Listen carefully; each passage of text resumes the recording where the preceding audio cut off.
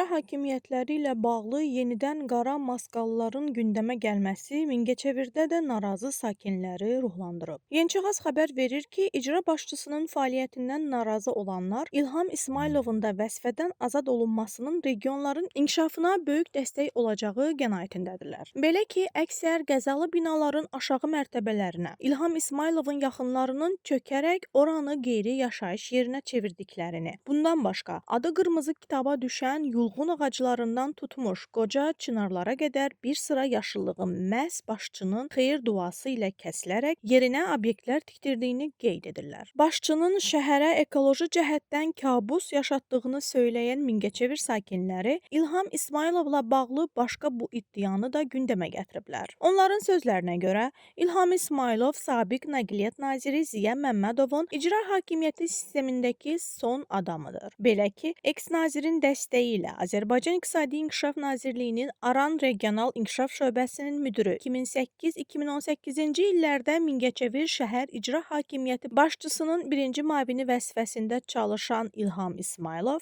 Ziya Məmmədovun vurulmasından sonra Prezident Administrasiyasının sabiq rəhbəri Ramiz Mehdiyeva çıxış tapıb. Məhz akademikin xeyir-duası ilə icra başçısı təyin olunub. Onun bu təyinatında deputat Aydın Mirzazadənin də xüsusi rolunun olduğunu da vurğulanır. Bu səbəbdən də son iki parlament seçkisində icra başçısının deputatın yolunu təmizləməkdə xüsusi cənfəşanlıq etdiyi qeyd olunur. Yazıda adı keçən şəxslərin mövqeyini dərc etməyə hazırıq.